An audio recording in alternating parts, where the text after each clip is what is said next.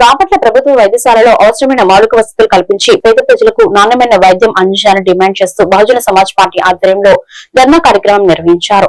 ఈ ధర్నాకు వివిధ రాజకీయ పార్టీలు, ప్రజా సంఘాలు మద్దతు తెలిపాయి. ఈ కార్యక్రమంలో ఏఎన్పీఎస్ రాష్ట్ర అధ్యక్షుడు డాక్టర్ చార్వాక, అఖిల భారత రైతు కూలీ సంఘం నాయకులు మేకల Prasad, all India Bahujan Samaj party కార్యదర్శి కాగిత కోటేశ్వరరావు, రిపబ్లిక్ కాంగ్రెస్ పార్టీ జిల్లా అధ్యక్షులు దినకర్, కాంగ్రెస్ పార్టీ పట్టణ కార్యదర్శి దోనెపూడి రవి పాల్గొన్నారు.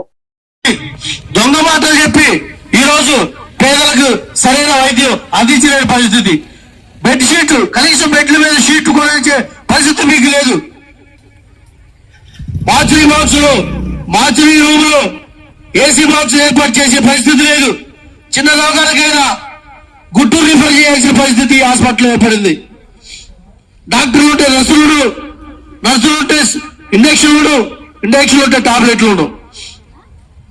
మీరెందుకు ఈ నియోజకవర్గంలో ప్రభుత్వ వైద్యశాల అభివృద్ధి కమిటీ చైర్మన్ గా ఉన్నారు? మీ వ్యాపారాలు చూసుకోవడానికేనా?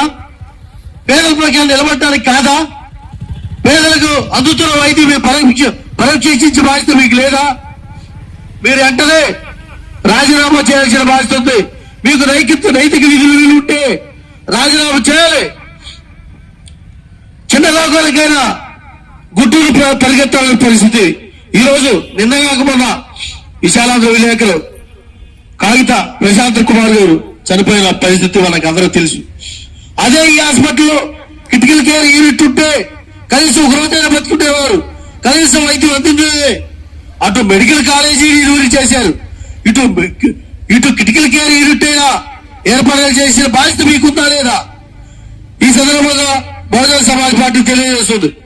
మన మధ్యలో పెద్దలు ఏఎన్పీసీ రాష్ట్ర అధ్యక్షులు దళిత డాక్టర్ చార్వాక్ గారు అమూల్యమైన సందేశం అందిస్తారు.